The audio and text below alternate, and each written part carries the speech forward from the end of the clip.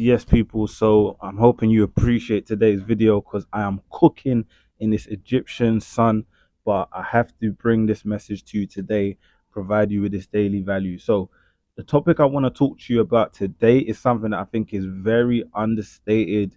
Some people talk about it, but I like to express just how, important a topic is, right? And this topic is focus and doing multiple things at a time when you're starting a business, right? So I'll give you a bit of a backstory.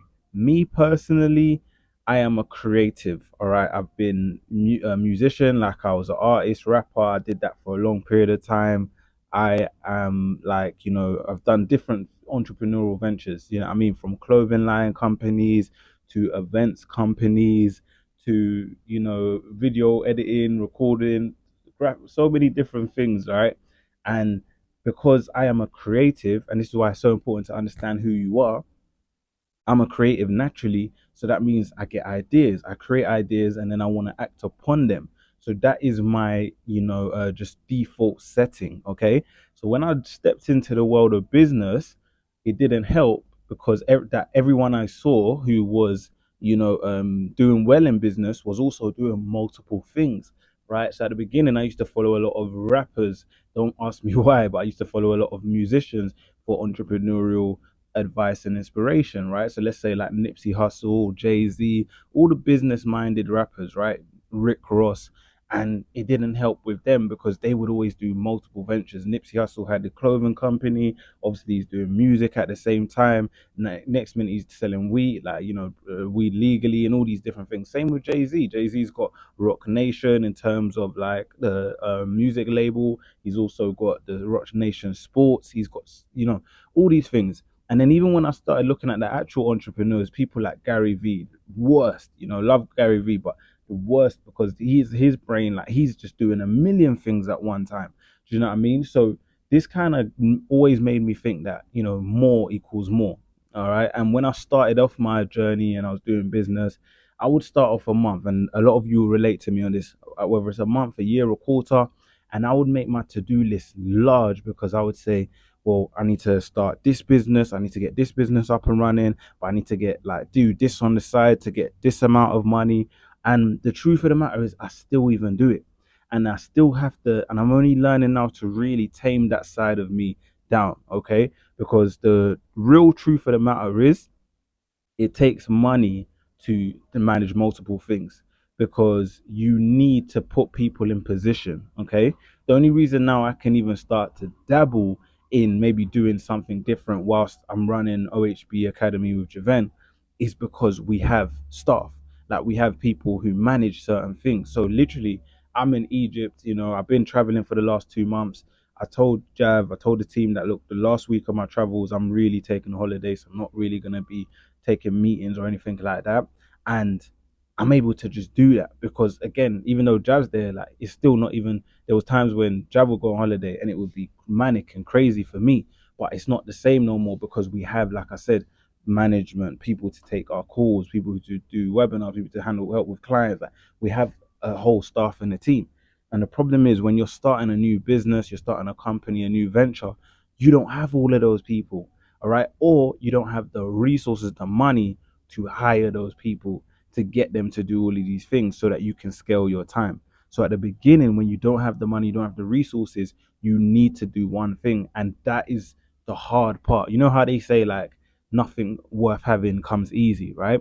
That's one of the hardest parts of business.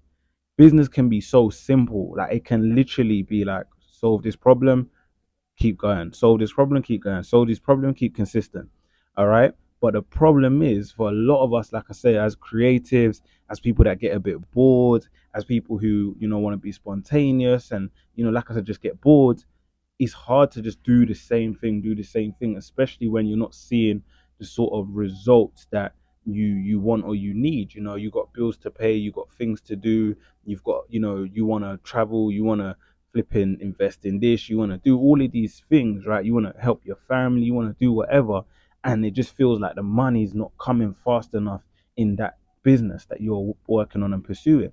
So you start jumping ship and you want to do something else, And this is where the majority of us, like I'm not just going to exclude myself from it, it's where the majority of us end up losing time and losing years because we couldn't just stick to one fucking thing. All right. So like I need to emphasize how important it is that you understand the hardest part of the business is going to be fucking stick like battling with your boredom and them urges to just jump ship and try this new thing, and someone mentions this new shiny object, and then now you want to try that and you want to put your money in this and put that. The urge to just fight that shit and just fucking stick to what you're doing. Now, the caveat I'm gonna just explain to you is when I say stick to what you're doing, don't do the same thing that's not working within every business. This is why they say you can't manage like two, three businesses at the same time without the manpower to do it, is because every business has 101 different angles that you can take it. So if you are online coaching right now, right, you may be doing online coaching and for whatever reason it's not ringing for you, it's not ringing bells, you're not making sales, you are finding hard to book, very hard to book calls, like everything you're just finding really hard, right? Now you can fix that in a number of ways. You can change your whole approach to booking calls. You can basically focus all your attention on content and call to actions so that people have to apply to work with you, and like you're literally just doing everything to get people to fully apply and not have to take sales calls. Or you could switch completely from high ticket, which you're doing at the moment, to low ticket and focus all your energy on again the content and just creating volume of demand of people who want your shit but selling it at a lower price. I'm not saying either of those is the answer for you. Everybody's an individual. Everybody's going to have a different answer to their problem. But as you can see, there's 101 different angles that you can take to improve your situation, to get your business off the ground and running. It's like Bruce Lee said, you have to be like water. You have to be fluid. You can't just be very rigid and one dimensional. This is why you need to give your business the full attention. I'm going to give you one last tip before I leave you, right? What that urge sometimes is when we want to jump ship and whatever is, like I said, we want to make more money. Like we want to make more money now. We don't want to just sit around and wait. And I think what I now realize is that if you are somebody who's learned, you're like me, so you're always learning, you're always, finding out new information, you would have found out and you would have understood the saying of you have to make your money work for you, right? If you leave your money in a bank for the whole year to 365 days, you've lost money because of inflation. So your money is now worth less. All right. And this is what makes us want to jump up. And I don't know, I can't speak for everyone else, but for me, is what makes me want to do more. I need to make my money work. I need to do more with my money. Right. What I would say to anyone who is in that position, not in hindsight, is think about and learn about investing. Okay. So when I say investing, that means that even if you can only put £100 a month, even if you can only put 250 a month, 500, whatever you can put in a month that you are making, like I said, even if it's £150, put that into an investment account, right? Some sort of ISA. And I know, like I said, I'm not a financial advisor. Take my advice or don't. I don't really give a toss. I'm trying to give you some real gems here. But what I would do and what in hindsight, what I do now and what I would do in hindsight is take that money, put it into some investment ISA, right? Vanguard, Hargreaves and Lansdowne, something that's like you can invest in ETFs and funds and index funds, which is basically collections of stocks, and you can just follow the video got cut out. But anyway, invest in something like a Vanguard or Hargreaves and Lansdowne, an investment ISA, something where that something that follows allows you to invest in these ETFs and index funds that follow the greatest companies in the world, the top performer companies in the world, or in the USA or in the UK. You can look at the S&P 500, FTSE 100, FTSE 5, whatever you want to do. And these are going to give you some safe returns. Again, I'm not a financial advisor, but I'm just telling you what I do and what works for like majority of people. You just do a little bit of research. And these companies, funds and whatever, these groups of stocks will follow these companies and they will give you a calm 5, 10, 15% return on your whatever you've put in at the end of each year. And that alone is making more money and doing a lot better for you than just putting it in a bank account, right?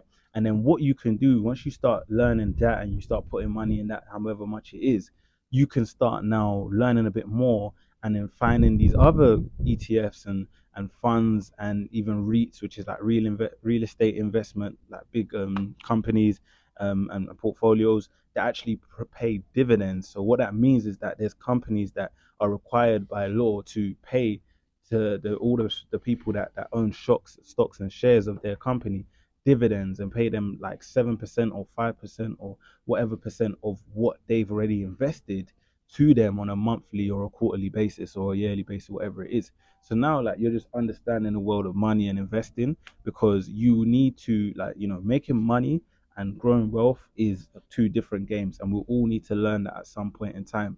So why not do that on the side whilst you're building your business? And then that way you're not completely taken away from your business and starting new ventures. Starting a new business is not a joke.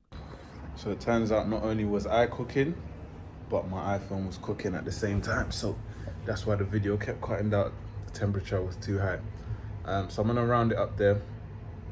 I wish I would have had that advice and information when I was starting. So it's my pleasure to present it to you now. Do with it as you will.